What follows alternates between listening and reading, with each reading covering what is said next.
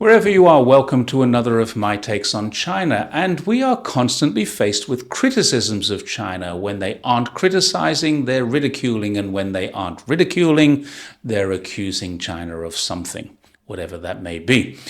The most recent example of this is the very recent fourth plenary session of the 20th Communist Party of China Central Committee, which is the strategic planning meeting for the next 5-year plan, which will be the 15th and extends from 2026 to 2030. And that was overshadowed by some totally useless speculation about what happened to some people who, in the scale of things, were not very important at all.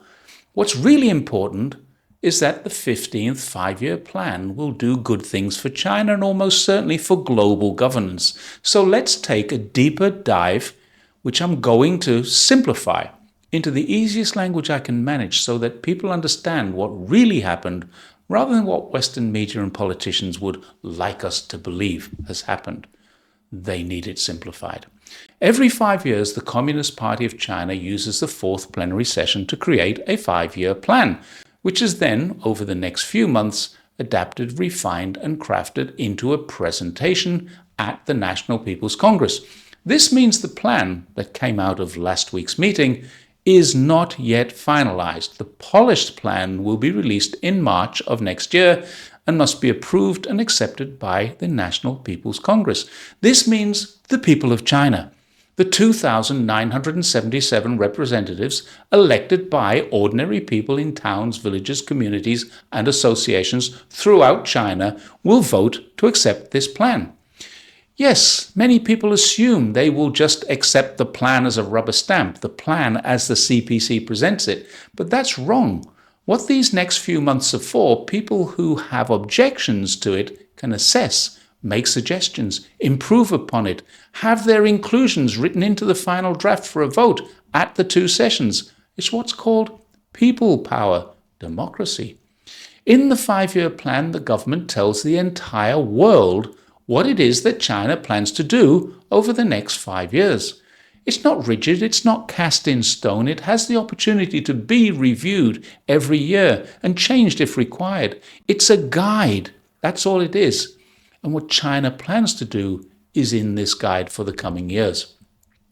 However, for much of the Western world, they ignore the detail of it. They focus on a specific item that they want to worry about, and then they accuse China of a lack of transparency, which is really interesting because I get told all of the time that no one knows what China is up to, and they constantly surprise the world with new policies, when the truth is, they've set them in stone for years.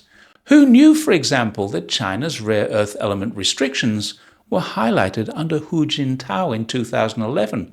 Rare earth element restrictions are nothing new. China's been highlighting them for 15 years. Anyone who thinks they came out of the blue is not paying attention. The first quotas on rare earth elements were highlighted as a global trade alert in 2011. Here's the proof. The next 5-year plans make very interesting reading. They have goals. They have binding targets. In 2003, for example, the 11th 5-year plan, when I was just arriving in China, had binding targets, including increases in education from 8.5 years minimum to 9 years minimum. It now sits at 10 years. It's increased forest coverage from 18.2 to 20% and is still increasing, but it also decreased pollutants by a minimum of 20% to protect the environment, and it's still doing that. It increased access to the old age pension in rural areas from 173 million people to 223 million people in 2010. That's part of poverty alleviation. It increased both rural and urban income by a minimum of 5% while maintaining inflation at lower than that. And something China has been consistent in doing every year since then. What's most interesting is watching these 5-year plans and seeing how lives here in China have improved since that one was introduced only a year before I came to China and I started taking notice. Unbelievably, the goal was to increase urban income to 13,390 yuan. That means people in cities would get more than 1,000 RMB a month, and that matches what I saw. The average income in Zhongshan was $700 a month when I arrived in 2004, and the median income is $719, which is over 5,000 RMB now. It's still an affordable city where people live well and save money. That's what 5-year plans deliver at their most fundamental level. So 5-year plans are great, but what's most important is whether their targets are achieved. And so far, every single target I've seen in the 11th, 12th, and 13th plans have been met. We'll know at the next report of the 14th in March next year how well those targets have been met in such a difficult economic climate that we have today. But I'm confident we're not going to be disappointed. I'm also confident enough to assume that 15th plan, which was just presented in draft form, will be no less accurate if we come back to revisit it in 5 years' time. So putting aside the fact that there were some dismissals from the military and some changes in governance which really do not affect the plan, but did seem to detract or distract Western media, what can we expect from this plan? Well, the simplest way is to quote CGTN, which produced a very simple, easy to understand graphic. And for a lot of Western politicians, it absolutely needs to be simple and easy to understand. So here it is, or at least a summary of it. There will be significant advancements in high-quality development. So don't say we didn't warn you. The Chinese government intends to invest heavily in this, or I should say, continue to invest heavily. This is not unfair subsidies, as often alleged, nor will it mean overcapacity, because the entire world, if it wants to, can benefit from this. I'm seeing the benefits of this on a daily basis here in Guangdong, where the GBA is really surging forward. But that's a different story. There will be substantial improvements in scientific and technological self-reliance and strength, meaning the US will not be driving China's development through IP. There will be no need to copy anything because China is already more significantly advanced than the US in almost every aspect of technology. I don't make this up. ASPI, one of the world's most anti-China think tanks, admits this in its annual technology tracker. There will be fresh breakthroughs in further deepening reform comprehensively. What does that mean? It means China will diversify further than it already has done, away from that socialist market economy into a global leadership role. New markets, new products, new leadership for the global south, but at the same time, support for the massive number of foreign-funded enterprises here in China, as well as incentives to increase the domestic market. While Western media and politicians talk of China's isolation, they forget to mention there are 1.2 million foreign-funded enterprises operating inside China, and China has just signed an enhanced free trade agreement with ASEAN, as well as opened the entire continent of Africa for tariff-free trading with China.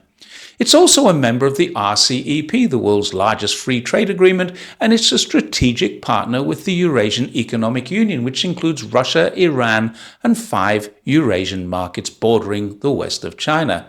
There are more, but you're getting the picture. There's nothing isolationist about China's policies. They've imposed no tariffs on any other country, and they've opened their markets in the complete opposite way to what the USA have done. The wording of the new plan, which is used to confirm all this, I'm going to quote that China's economic and social progress will not be swayed by resurgent noises in the international arena, including unilateralism, protectionism, or decoupling, and disrupting industrial and supply chains. So there you have it. The USA is warned now. Coming to Asia with demands are no longer going to work. Don't say China didn't tell you. They're making it loud and clear. You only need to pay attention. Make it easy on yourselves. Read the Global Times as I did. I've linked it so you can. One of the most important features of the 5-year plan each time is presented is that it requires notable improvements in the enhancement of the quality of people's life. And this will include cultural ethical progress, strides towards advancing one of my favorite initiatives, the Beautiful China Initiative. It's well worth reading what the State Council announced in January last year about this one. And everywhere I go in China, I'm seeing examples of it.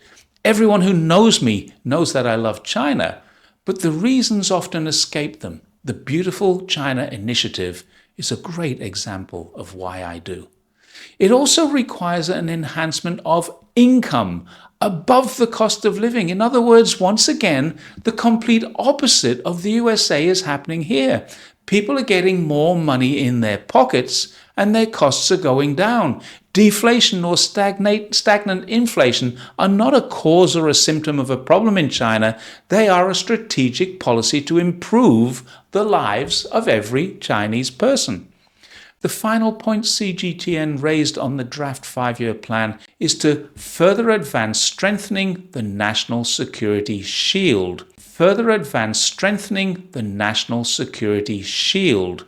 The big difference between China and, well, let's say other countries, is that they implement all improvements in defense with a view to making China safer and more peaceful.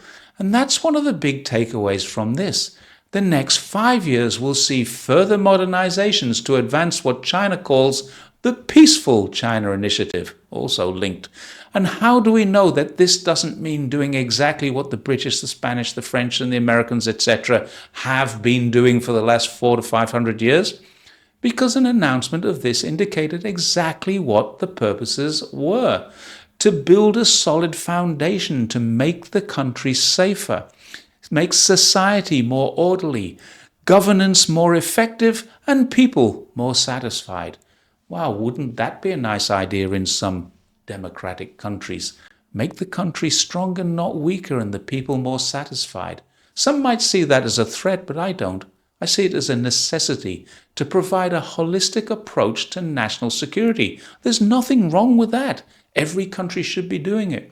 Xi Jinping also, in a speech made earlier this year to announce that strategy, called for strengthened work in fields such as disaster prevention and mitigation, cyberspace security, artificial intelligence security, and more, with a focus on preventing risks in key areas. How anyone can view this as threatening is quite beyond me, but that's how it was reported in Western media. Once again, when Western media and politicians tell you China isn't transparent, I'm here to tell you they are. They're just not paying attention. There was more, but it's all positive. So if anyone wants to read it and learn exactly what China is doing, they might also discover why it is that I like China so much from this. I've linked it. I've come to find that when China says it will do something, then that is what China will do. The State Council Information Office tells us. You can go there. You can download the entire explanation of the recommendations of the Central Committee of the Communist Party of China for formulating the 15th 5-year plan for national economic and social development. Long name. It's actually interesting reading, but most of it has already just been summarized.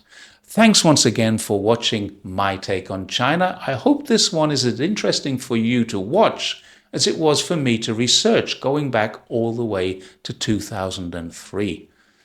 I'll see you next time. Please don't forget, like, share, and check that subscribe button. Bye for now.